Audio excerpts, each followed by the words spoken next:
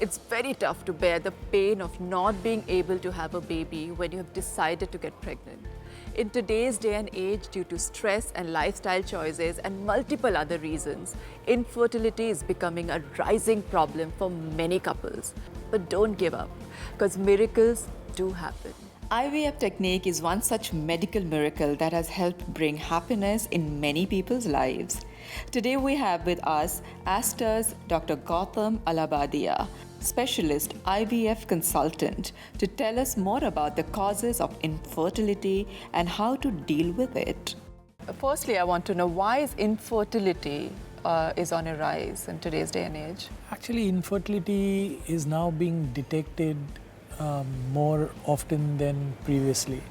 So that is one of the reasons for the rising figures in all the global monitoring watchdog bodies.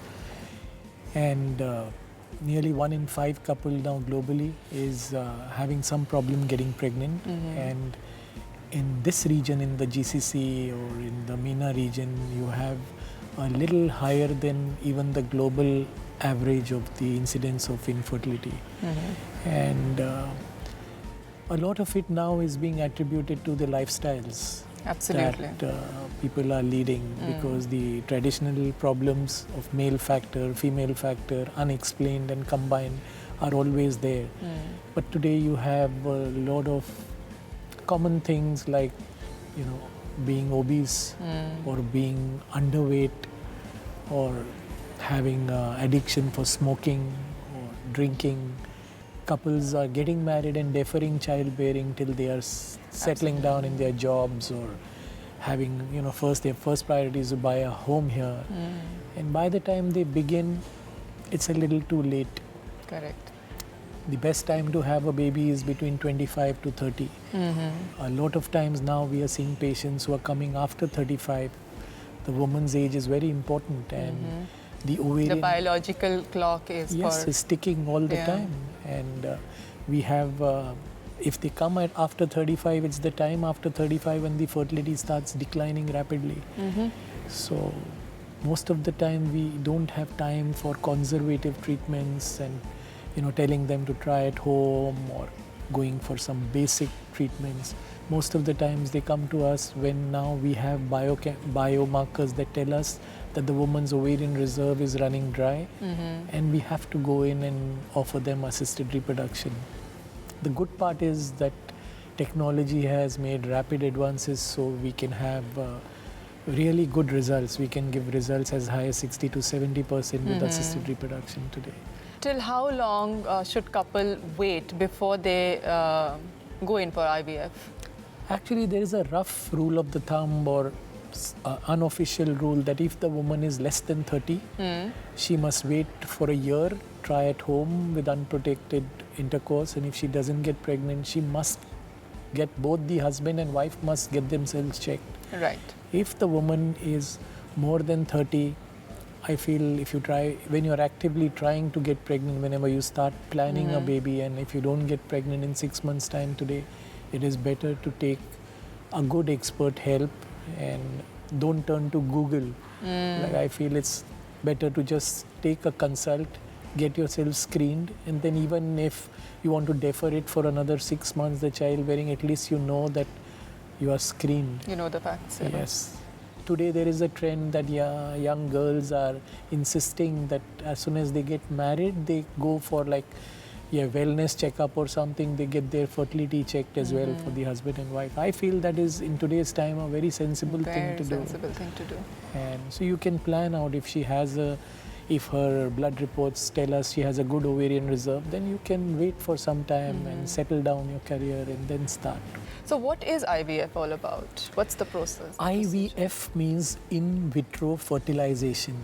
In vitro means outside the body. Fertilization is fertilization of the sperm and egg. In layman's terms, it means fertilizing the egg and sperm in a petri dish or test tube outside the body. We place the egg and sperm together, and actually nature does the actual fertilization process. Today you have ancillary and technologies that help us increase pregnancy rates. Right. You have excellent freezing technology. We can freeze eggs.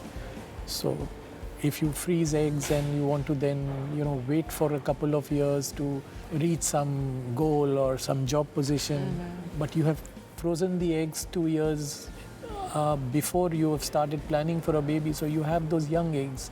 And these eggs can be safely frozen for up to 25 years.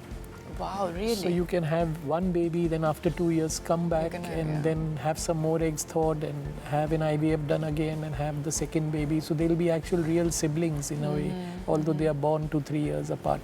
Always remember, a woman's eggs will have more and more chromosomal or genetic abnormalities as she ages. There are two things happening.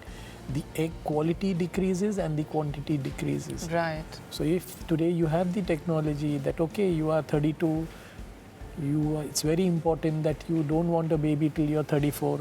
At least if you feel that your biochemical marker, something called AMH, anti-Mullerian hormone, which tells us what is a woman's ovarian reserve, is borderline, you can always bank your eggs and then 2 years later complete your family.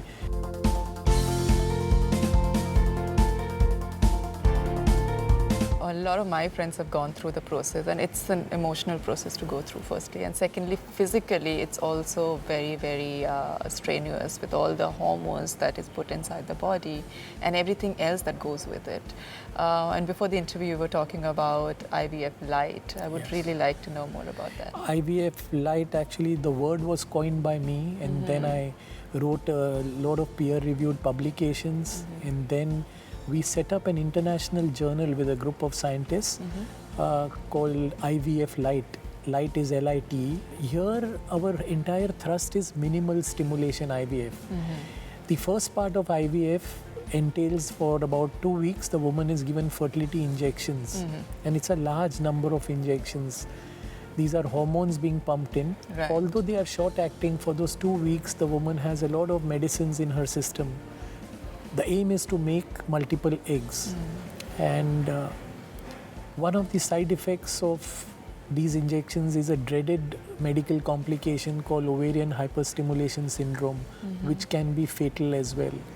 And scientists were the first IVF was done in 78, and scientists and doctors were working on ways on how to eliminate this OHSS and also how to minimize the side effects of this treatment. Correct. Because these are young women in their 20s and 30s. And over 10 years now, we have fine-tuned this method where we have, just 10 tablets on 10 days that we give and about 3 injections. So one tablet a day. One tablet a day for 10 days and 3 injections at the end is all. And the results are as good as conventional IVF. Initially, IVF LITE was only for older women, like women above the age of 38, women, poor responders who don't make too many eggs with fertility injections. But today we have expanded it to almost all indications, like women who are prone to ovarian hyperstimulation, women with endometriosis, even normal responders.